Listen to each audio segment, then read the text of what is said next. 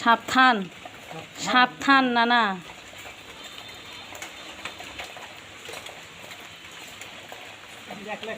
কেটে লো দুটো একলা কেটে লো। আমি ধর্ম এটার বলছেন আমি মানাই দেয় নিচে পারলে সমস্যা হইব।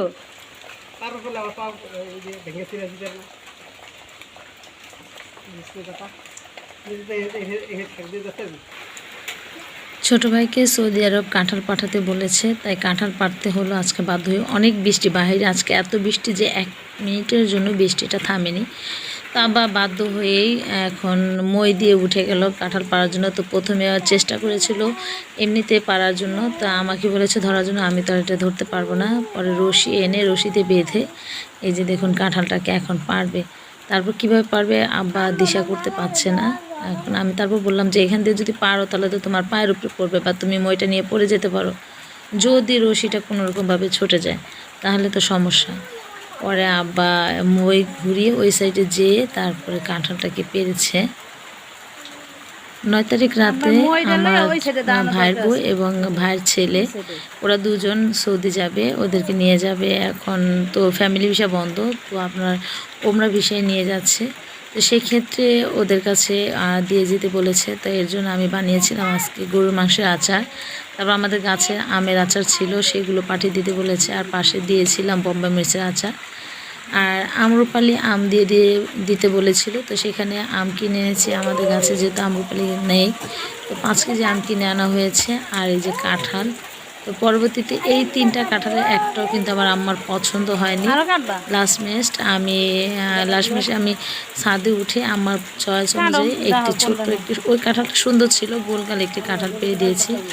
তো আব্বাই যে একে একে 3টি কাঁঠাল পেয়েছে। আর এই কাঁঠালগুলো হচ্ছে এমন অবস্থা যে আজকে পারলে মাঝে একদিন যায়, তারপরে খেতেই হয়। এখন চিন্তা করছি যে এই 3টি কাঁঠাল একসাথে কি করব।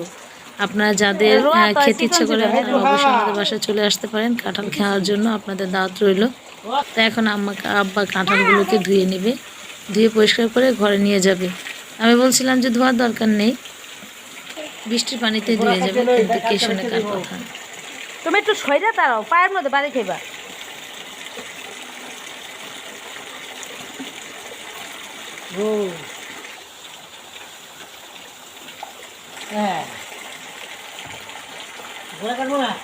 না কাটো না, ওটা কাট দিলাইছে, তো কাট দিলাইছে।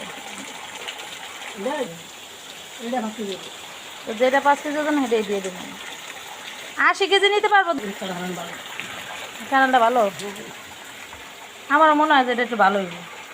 এটা নিতে পারলে তো ভালোই হইতো, দেখি। আর এই যে দেখুন গরুর মাংসের আচার তৈরি করেছি, এটা কিন্তু গতকাল রাত্রে তৈরি করেছি। তো আম্মা বলছে যে আচারের মধ্যে নাকি একটু ঝাল কম হয়েছে।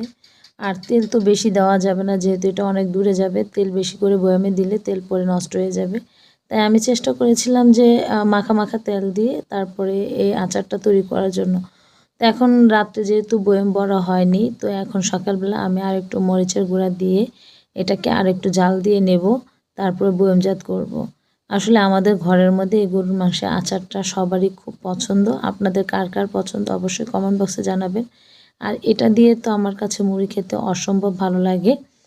তো আমার ভাই গত বছরও বলেছিল, তো আমি ঢাকা থাকতাম আর ওকে দেওয়ার মতন আমার কাছে লোকও ছিল না, তাই তৈরি করে দিতে পারিনি। এবার কোরবানির পরে যেহেতু আমার ভাইয়ের বউ যাচ্ছে, ভাইয়ের বউ আর ভাইয়ের ছেলে যাচ্ছে, তাই ওদের কাছে পাঠিয়ে দেবো।